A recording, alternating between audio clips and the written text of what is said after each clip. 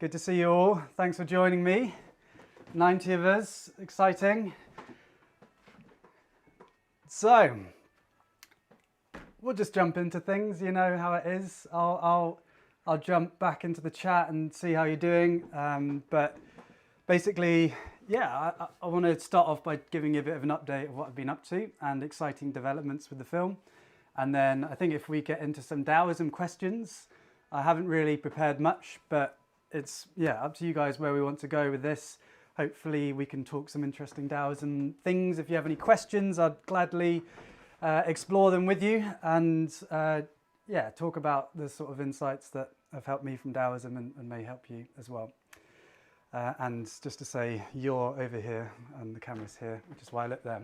So I've been working for the last 5 months now on my film Journey to the East, which is really exciting, and the footage turned into this big film. So originally I was thinking around 20 to 30 minutes, kind of like the 6 Months in China film that I know a lot of you have watched. But then realizing, I had 5 terabytes of footage and just, the story of going out with coronavirus and how that affected my journey. And, our basic interdependence becomes very obvious with coronavirus. Patient zero somewhere affects almost everyone's life on this planet. And so the interdependence that the Taoists discovered in the forest through their own experiences and through meditation very much still apply today. And so the film Journey to the East is a 50-minute exploration of whether or not Taoism can help illuminate our societal problems. Because 4 years ago, I started my exploration into Taoism, and the fact that it could help me, a British man, thousands of years later, and the world had changed so much in that time, said something to me that they really understood what it meant to be human. And so the question of the film is that, can this ancient wisdom help us with our collective problems too? And so I go off, through Siberia, and I meet the shaman and then get to the mountain eventually, and then, hopefully we'll take you on a bit of a Taoism journey where you can get deeper into some of the ideas, and then back home and other reflections and stuff like that. So yeah, it's by far the biggest project I've ever worked on. It's really exciting working with Joe Wells, who's a talented editor. And so, yeah, it's exciting to, I self-fund. Yes, I guess it would be interesting for you guys to know how it works. Like there's YouTube adverts, which isn't that much. There's the Patreon, which helps pay for the editor. And then Master Gu and I split the money from the online academy. So, we can support each other in the stuff that we're doing, which means that I can actually invest in, paying for an editor, a skilled creative, to make Taoism content for the channel for free, which is awesome. And, it means I don't have to take any sponsorship, and I don't have to do the Skillshare and Squarespace, which we all see on YouTube way too much. So it's a nice freedom to be able to, create high quality content online for free. So yeah, anyway, that's just, I thought you might be interested in a bit about the process. In terms of the release, it's still kind of inevitably running right up to the line, and Joe's working really hard over the weekend. So hopefully it'll be released on Saturday this week, but I'm not going to, next week, I'm not going to confirm yet, because I don't want to set a deadline and then not do the film justice given how long it's taken. But as I said in my last update, and I will do another update on the YouTube channel, the success of the film depends on you. So if the ideas resonate with you, and if you feel like it made an impact and could help with your journey of discovery, I'd be really grateful if you share the film with your network and get it to more people. Because I don't want to get involved with any kind of film studios or any big wigs. I quite like the freedom of this beautiful small community that we have together. But yes, I've invested a lot of time and money and love into the project. So yeah, if you do enjoy it and it resonates with you, I'd be grateful for you sharing it. So that's the update, really exciting. Another update is the 6 weeks Taoism course, which went really well. It's, having 2 groups of 40 to 50 people in each room talking about Taoism, and yeah, it was a really special feeling for me to be able to facilitate people from all around the world connecting and talking about Taoism and getting deeper into it. So let's do some Taoism, because I always enjoy talking about it, and I hope that you will get something out of this. So if you if you want to give me some questions, then yeah, let's go for it, and I can talk about anything that you really want, Taoism related or otherwise.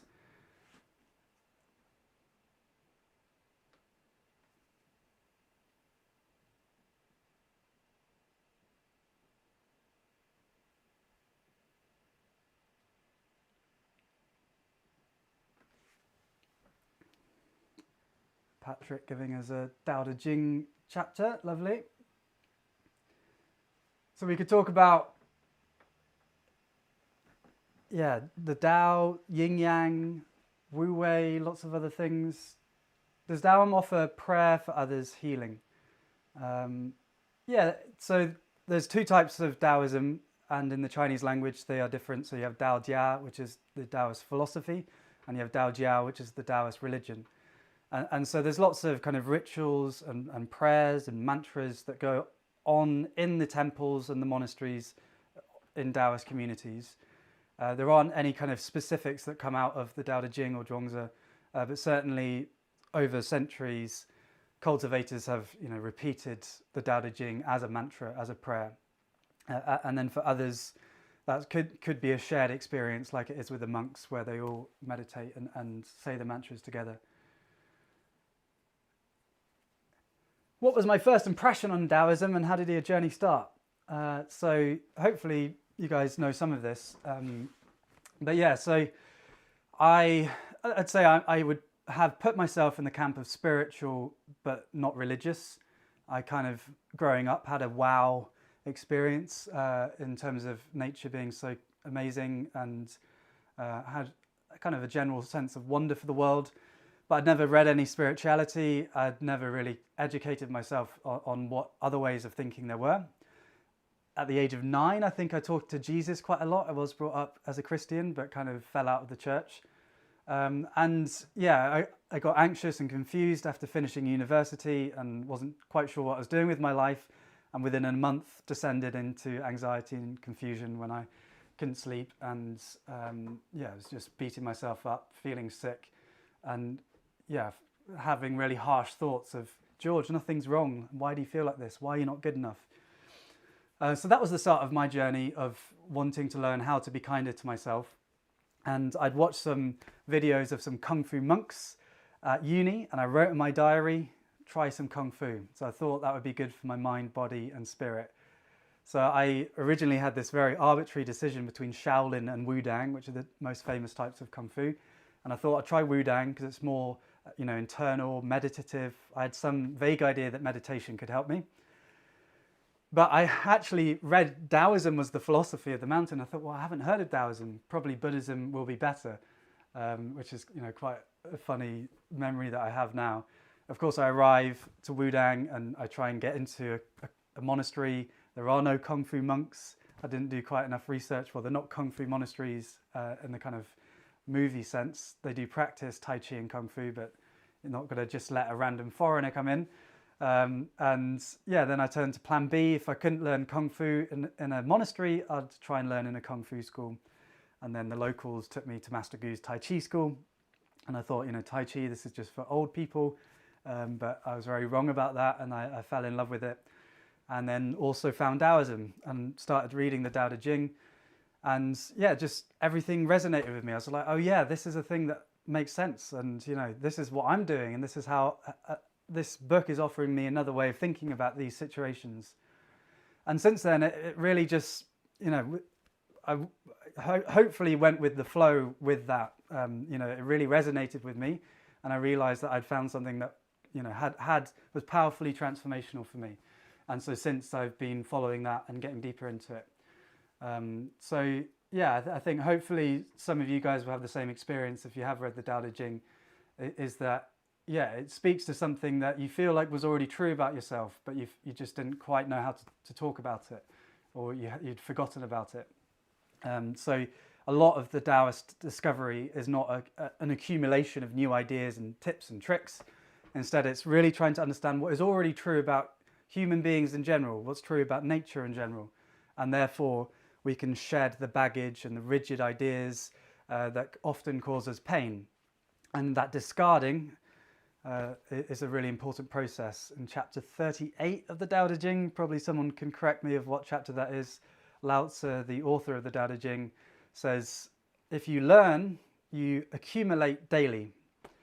If you cultivate the Tao, you discard daily.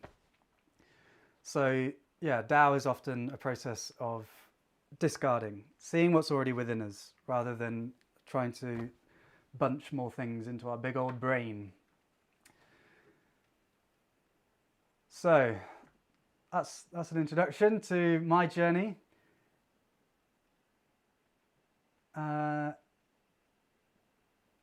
Okay. Can you talk about the middle way, please, from Skinny Digital? So let's look at this wonderful symbol. This is the yin yang that is now ubiquitous around the world. And yeah, you know, for most people, they know the yin yang but don't know what Taoism is. And it depicts a pair of opposites. Yin is the black, yang is the white. Yang rhymes with fang. Think about a white tooth and you now know that yang is the white one. So the middle way you can think about is as this line that is the kind of the intersection between the two. And so, you know, different pairs of yin yangs could be order being yang and chaos being the dark black energy. And then us as human beings navigating the balance between the two. You don't want full order whilst life gets boring. But obviously chaos isn't particularly helpful either. It reminds me of the Hindus and the way that they think about, you know, our divine energy, you know, the idea that, you know, we are all manifestations of an intelligence that powers our living planet and conscious universe. And they believe that, the Hindus believe that we have this unlimited power. We are like gods, but on the first, and they imagine that we are gods that are dreaming.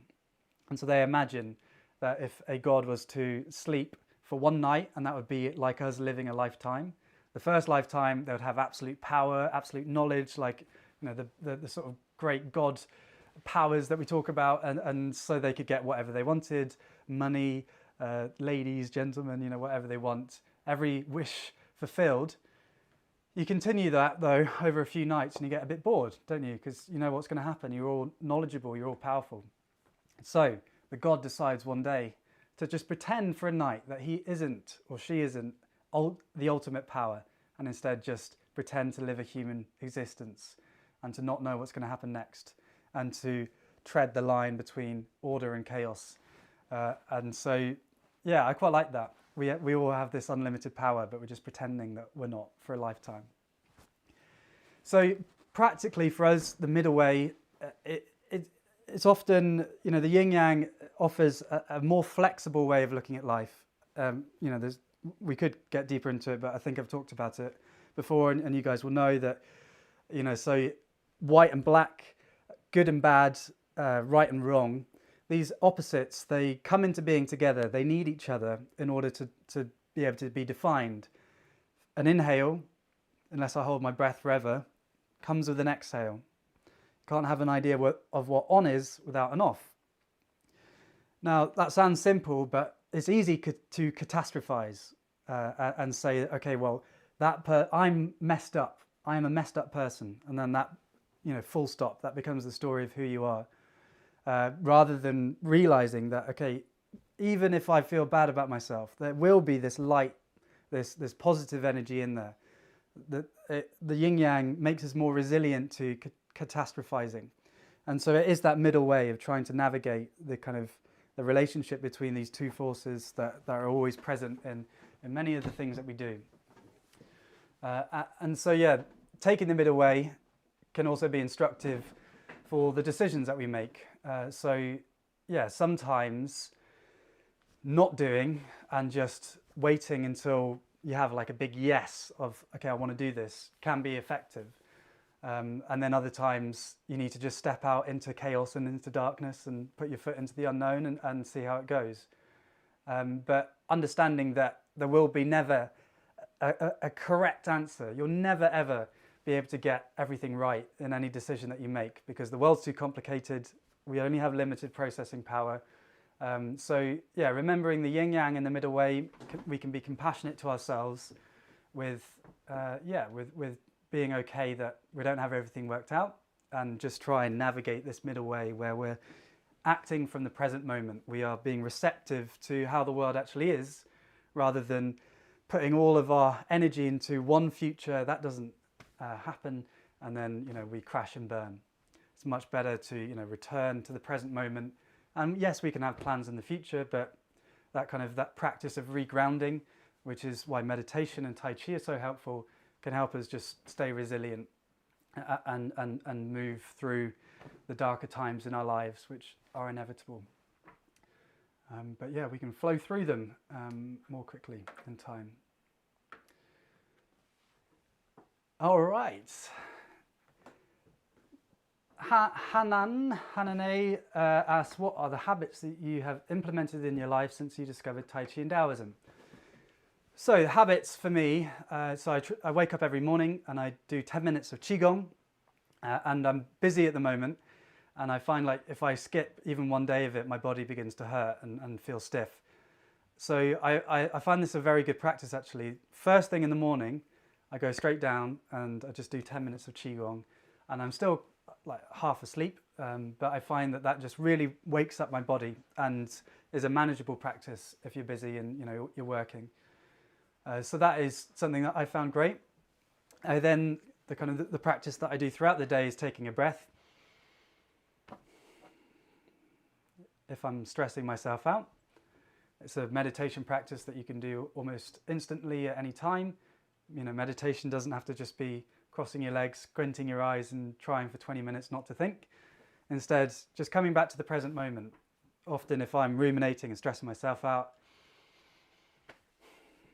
take a breath, and then yes, I can re-enter into that stressful way of thinking, but often it's with less energy and I have a bit more perspective because I've broken out of that descending thought spiral. So that's another thing that I do every day that I find very helpful. And then thirdly, after lunch will go out for a walk, and I will often do Tai Chi and just kind of be outside in nature, just doing like a relatively short session. But certainly I find for my work is that if I'm behind the desk after lunch, I get stiff and I'm not very productive. It's actually getting out into nature, having some green spaces, having some sunlight, some vitamin D on you, warm you up, energize you up. And then, if you need to go back to work, you can do so, but you come in with a new energy. So yeah, they're kind of the three practices that I've managed to keep in my everyday life, which I find really helpful to help keep, Tai Chi and Taoism alive in me in my everyday ways of being. So I hope some of that could be helpful.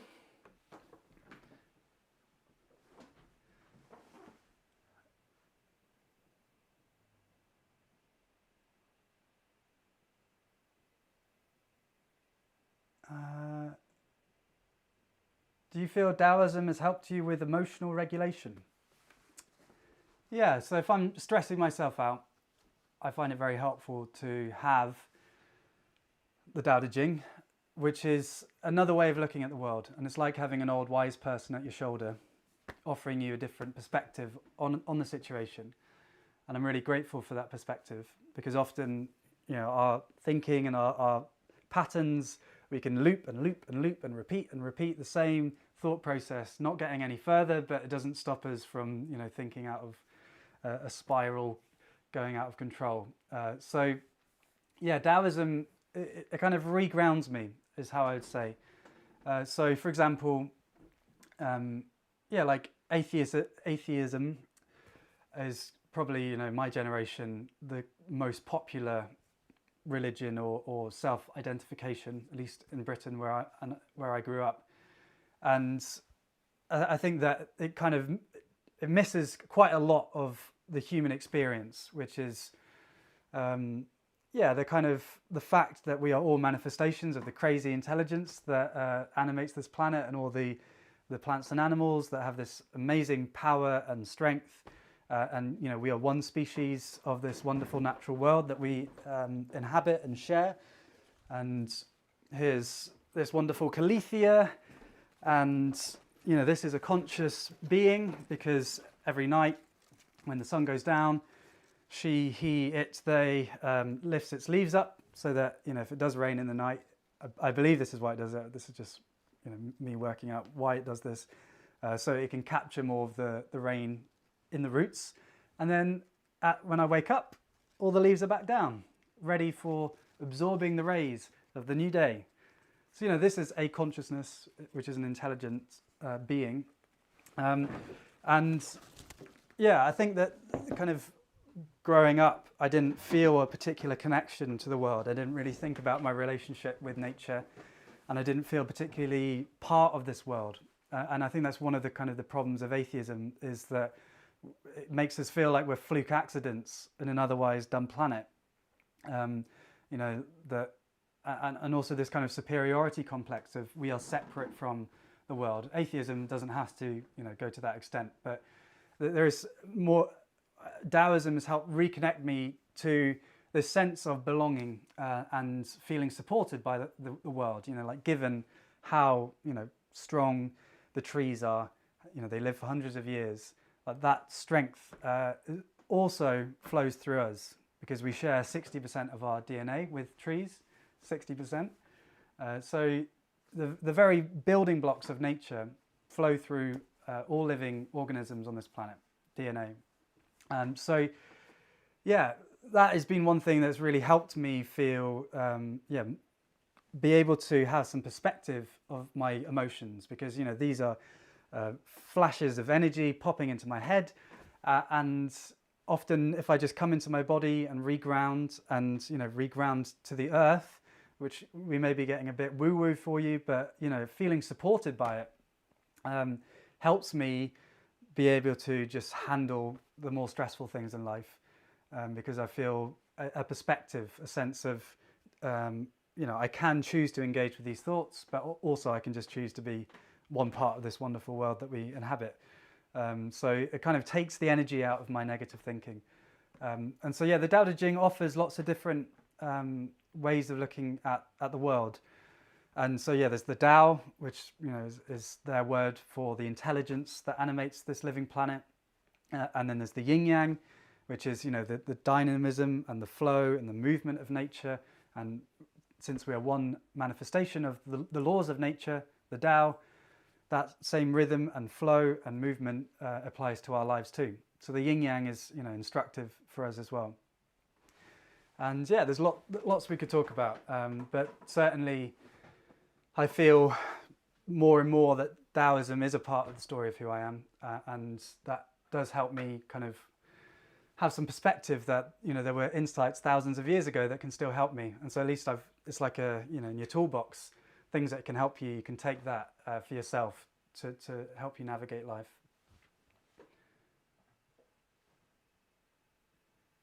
Can I talk about what I eat in a day and why? Yeah, so in lockdown, with, you know, I've been living in my attic for months and been working on the film, so not much socializing time. Looking forward to becoming a real human being again soon.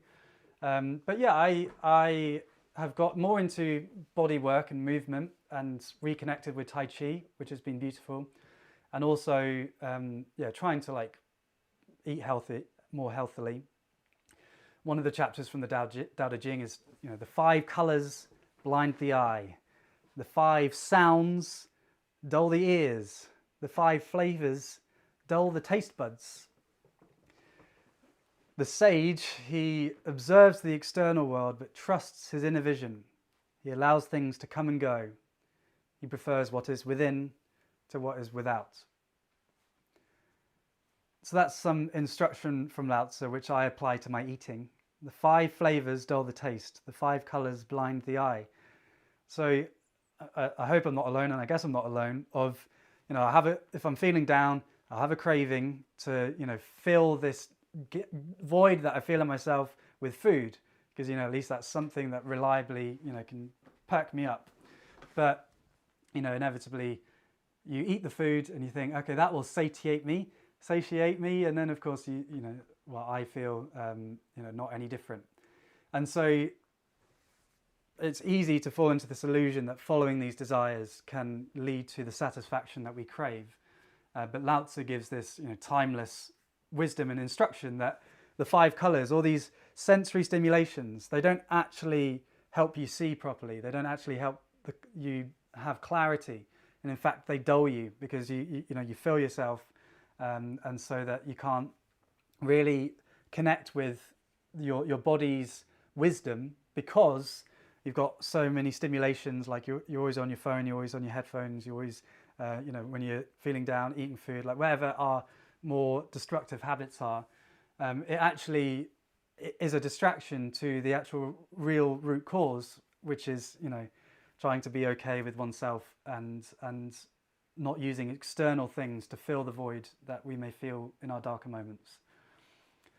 So yeah, I mean, that's part of the food that I've been thinking of, is trying to observe my cravings. And I did the video on it 3 years ago, and it's still a journey for me that I find difficult. But yeah, trying to just often sit, if I'm got late night cravings. The Taoists, for example, they only have 2 meals a day. Often the monks, they'll have breakfast and lunch, and then they will fast every day until the next breakfast. And so they can be hungry in the evening, but can still be healthy. And yeah, fasting has been in many different cultures and philosophies part of the spiritual practice and the practice of people. So Jesus was in the desert for 40 days. I'm sure Muhammad did some fasting, and yeah, Buddha obviously fasted for a very long time under his Bodhi tree. So I'm not saying that I am like a militant fasting person, but something I've been trying to explore is trying to sit with my cravings, and if I know that I've eaten enough and I don't actually need any more, and instead this is an emotional craving, then I try and sit with it and to breathe it out. So that's something I've been thinking about. Another is my general food. So I am vegan plus eggs. So yeah, I still eat eggs, which if I've worked on farms before, I've been with the chickens, they seem okay with the eggs being taken. Dairy is a bit more troubling because you have to take the calf away from the mother, and that is traumatic for the creature. And then meat is is one of the biggest impactful things on land use and carbon dioxide and methane, which is warming up the planet. So yeah, having a plant-based diet is one of the big things that we can do as individuals to live more sustainably, and for us to collectively act like we share a planet with limited resources. So I'm not a militant vegan, and the Taoist way isn't to force anything on anyone. But it's a journey that I've been on. I had friends who were vegans, and I thought they were crazy, and then realized over time that a lot of what they said makes sense. So we all need to be on our own journey of discovery, and find out, feel these things to be true for ourselves. Like, it's all well and good talking about the facts about climate change and animal welfare, but yeah, it needs to be something that you engage with for yourself, and you make that decision. And the middle way, coming back to that, it may be that you can still, if you want to have a treat, if you so desire, and you think that will help you generally eat less meat, then do that. And I actually find that I don't have any desire for meat now at all, because over time I don't feel a particular need, so it's not like I'm forcing myself. But I do have some cheese now and again, and I am actually lactose intolerant, which is makes it a bit difficult. But some cheese is nice sometimes.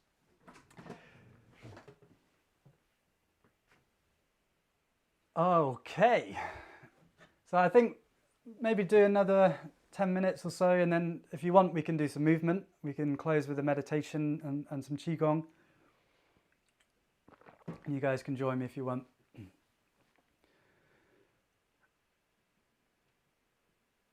So let's see what else we got.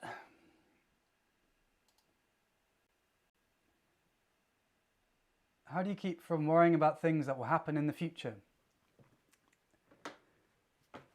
Thank you, William.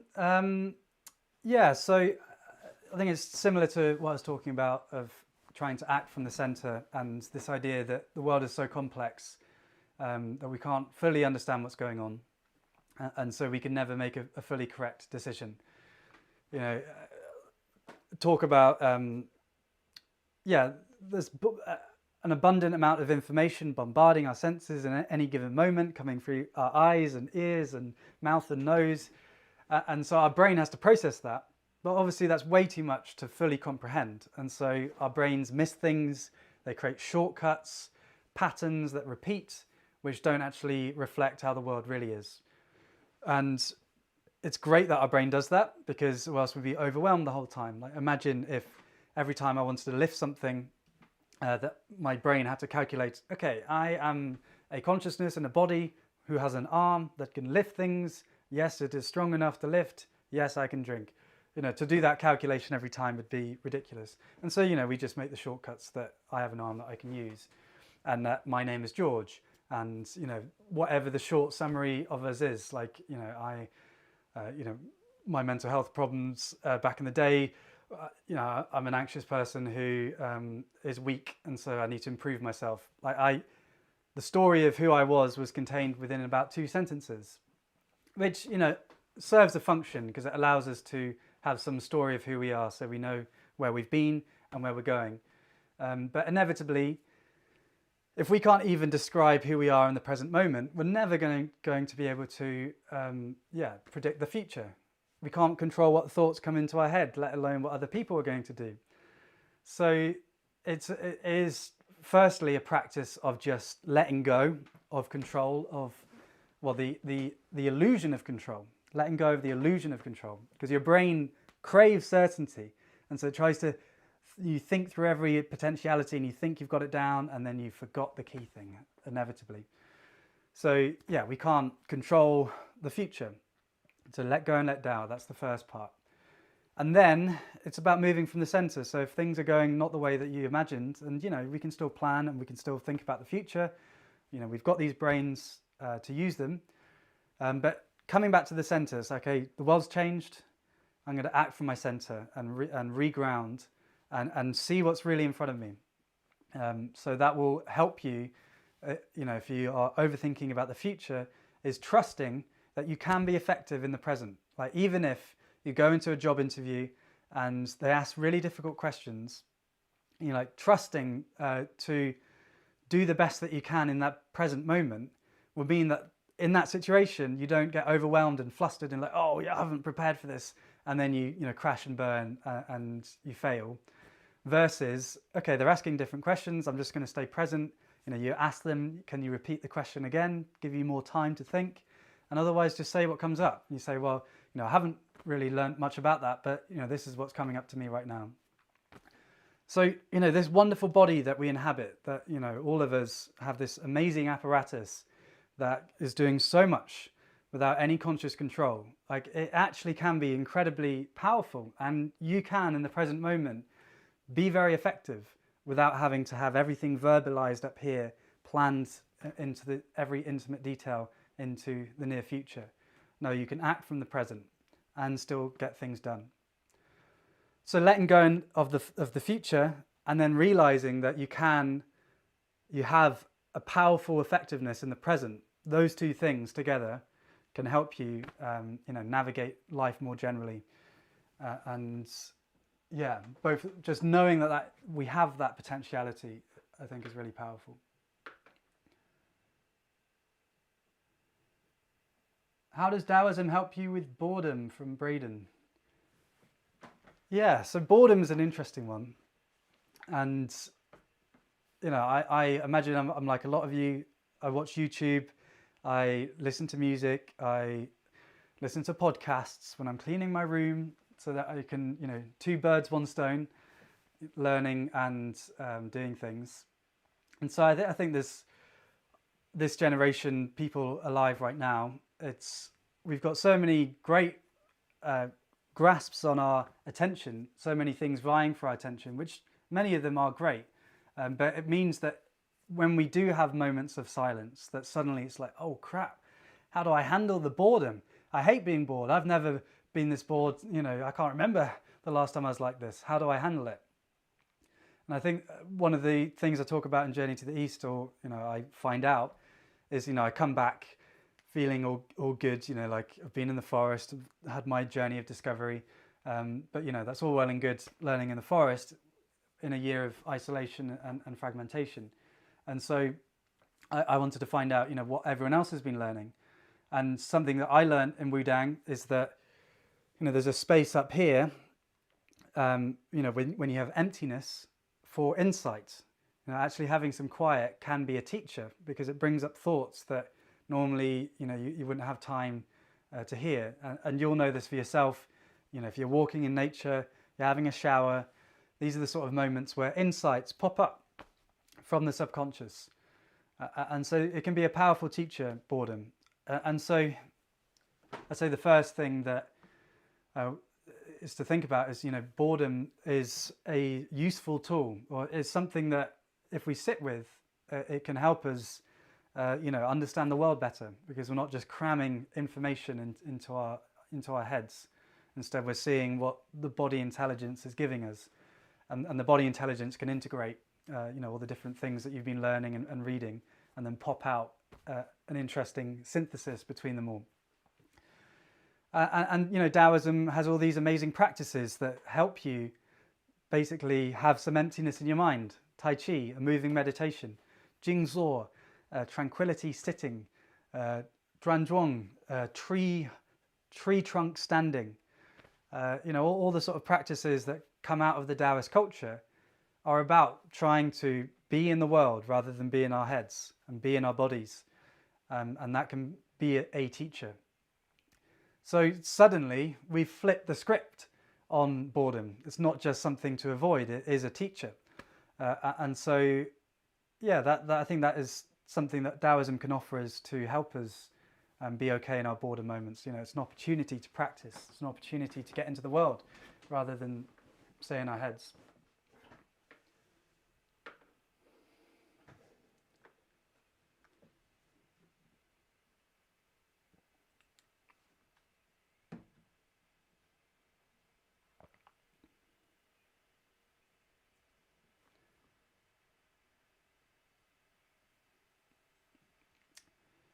Okay, just reading some.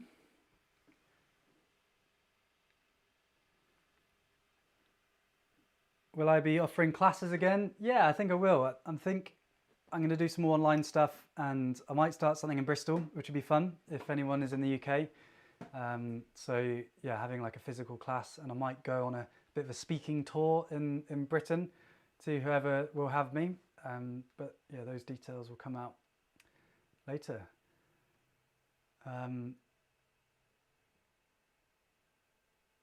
How to be more disciplined through Taoism. Thank you, Pinakesh. So discipline is an interesting word, because this kind of, you have the kind of the discipline of Kung Fu and hard practice, and you're straining and really doing your practice every day, and if you're not, you've messed up. So there is that form of discipline, but there's also like a discipline which implies a practice. Like Tai Chi is a discipline.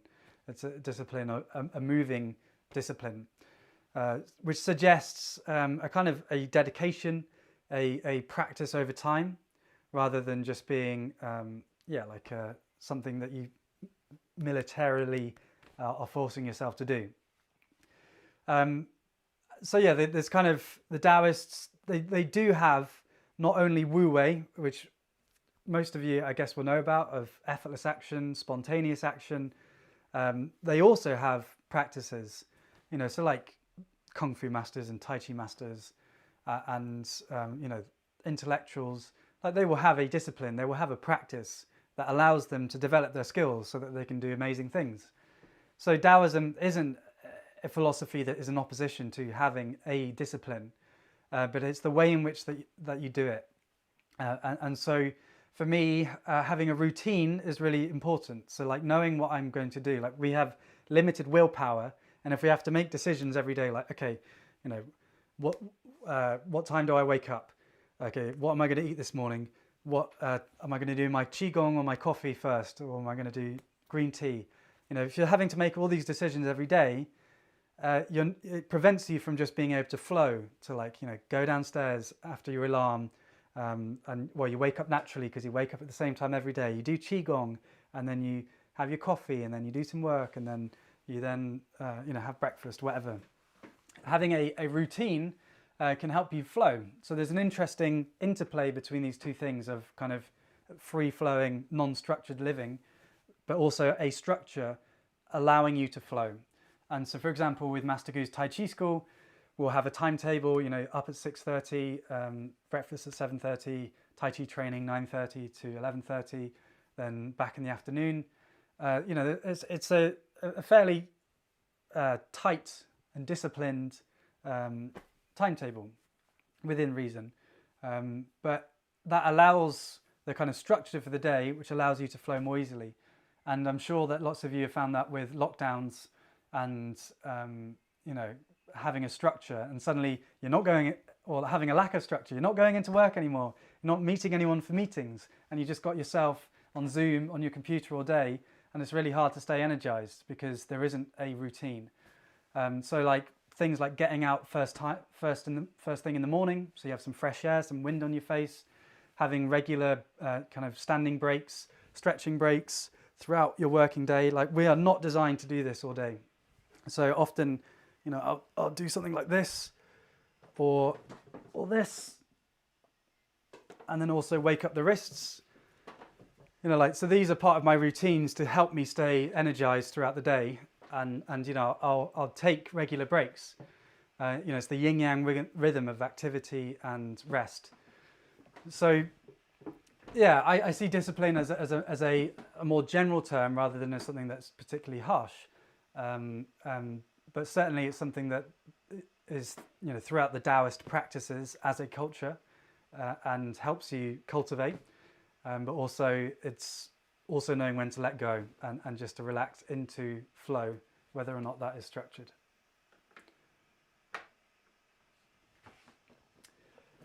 Some tips to be disciplined with your practice without having your master next to you.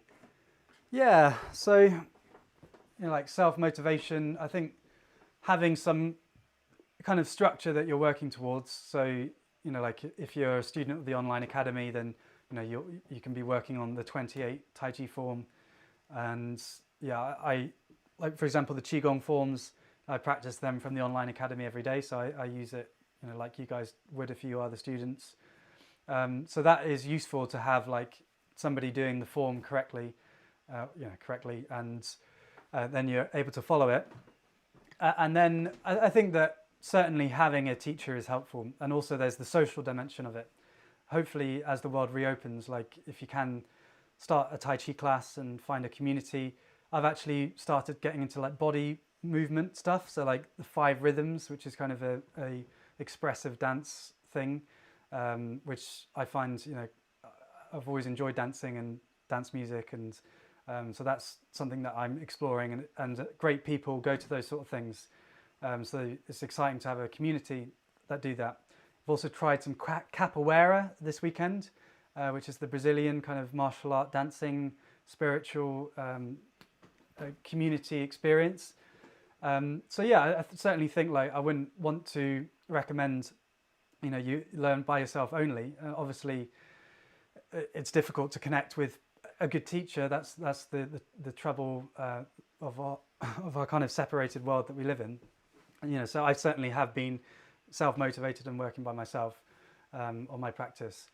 But yeah, like, hopefully, I mean, I think one of the aspirations for societally should be that we have time to rest and to actually connect and do these wellness practices together, and for our societies to be set up to support that that space and that time, and like making it cheap for people to have shared spaces where they can be holding classes. Yeah, and then in terms of self-motivation, having a goal, having a vision, you know, like I said, having the form that you can copy, and then having basic training for Tai Chi in particular. So like squats, I realized a lot of my failings with Tai Chi is because I wasn't strong enough. So I've been trying to, you know, do martial art training basically, which has been helping with my knees. You may know that I've been having knee problems over the years, but actually they're good now because I've strengthened the muscles that support the knee. Anyway, some specifics about my body. Yeah. So I hope you enjoyed that, and yeah, let's close with some movement if you'd like. Thank you all for your wonderful questions, and thank you for being with me. And yeah, so if you'd like, I invite you to stand up, and I don't know if you're going to be in the right space for it, but you can just do it in your bedroom if you want. And yeah, let's just have like a quick closing sort of meditation movement and also some stretching, just to warm up the body. So if you're standing, let's just do some wrist and ankle rolls and then warm up the meridians. So we tap our shoulders and we're swinging from the waist, allowing the arms just to swing back and forth, and we're just warming up the body right now. This is another great one for, if you're working and if you're working like this, your chest becomes tight. And so this is opening us up. Okay, and then let's do this lovely stretch that Master Gu likes doing. So reach up and then down, hands to the sky. You don't have to lock your knees out. I'm going to breathe out. Breathe in and breathe out.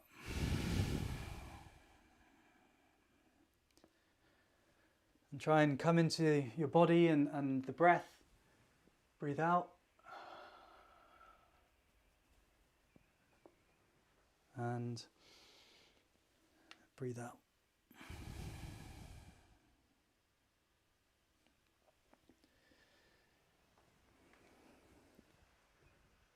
Okay, so let's do the Badwenjin.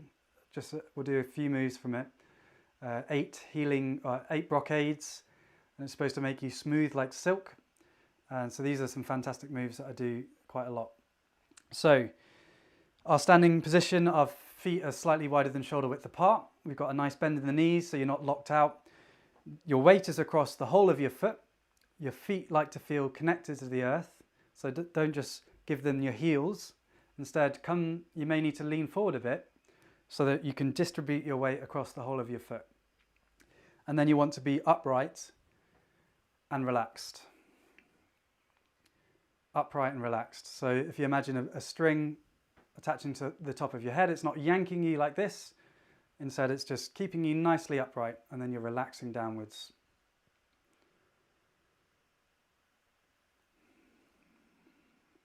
Okay.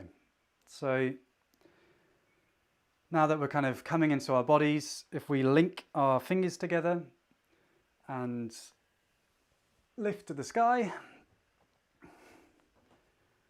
and then open and down. So breathe in, look to the sky, stretch, and breathe out.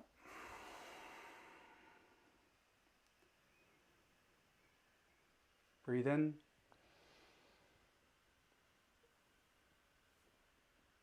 And out. Okay, so let's enjoy this time of presence that we have together, all of us from around the world. Presence into our body and into our breath. Breathe in. And out. If we feel any tension in our foreheads or jaws or anywhere, just allow that to release. Breathe in.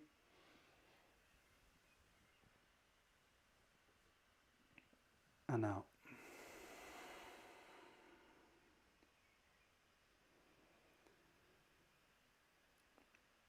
Okay, let's try another move. So feet slightly wider apart now. And we're going to do a big semicircle. So you lean to one side, and then with your chin, as if you have a pen, you're doing a big semicircle, and then back up to the center. Lean, semicircle, back to the center. So we breathe in and out.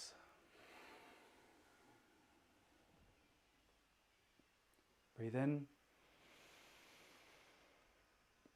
and out.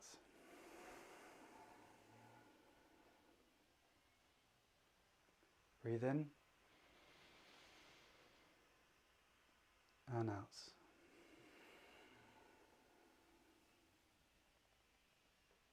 Breathe in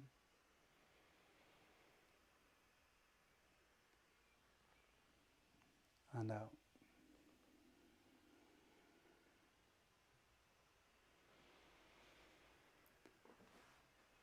We'll try one more. So with this, we're going to put our hands up to the sky, and then we trace our hands down the back, and this is engaging with the kidneys, and then down the back of our legs until we're just doing a forward fold. And then have a bend in your knees, make sure not to bust your back, just be careful and listen to your body. If you're feeling uncomfortable, then lift to the sky. Hands down the back of the head, down the back, engaging the kidneys, down the back of the legs, and nice and relaxed. We can hold here, just let your head hang.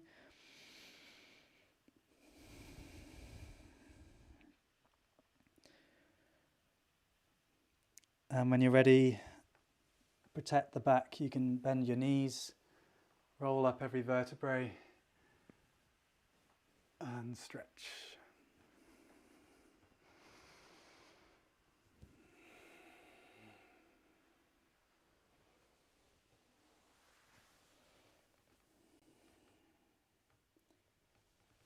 And reach the sky, and back down. Okay, and then let's rub our dantians. For the Chinese, this is the source of our energy. And as we move with tranquility, we're present in our body. That leads to a qi circulation, an energy circulation. And so it's supposed to give you energy and vitality. And so that's a wonderful practice that you can do in the morning and just start off. You can see it's, simple repeated moves. But if you do that every day, thank you, you can sit down. You can develop a strength and a flexibility, which then will help you have energy throughout the rest of the day and do the things that you want to do. Okay, lovely. I think I will end it there. So thank you so much for joining me. I hope you enjoyed. Good to reconnect with you. And yeah, Journey to the East will be out next week. And I'm going to do another kind of director's conversation after the film. So the film will be released. And then an hour later, I'll be on to answer any of your questions. So yeah, grateful if you could share it, as I said, with your network. I'd appreciate that. All right. Thank you, everyone. I hope you have a great day. Great to be with you. I hope you enjoyed sharing this space together. I very much did. And yeah, I will see you soon. Exciting things ahead. Always grateful for your support and us being part of this, movement back to balance. So it's exciting that we have this time together. All right. Lots of love. See you soon, everyone. Bye.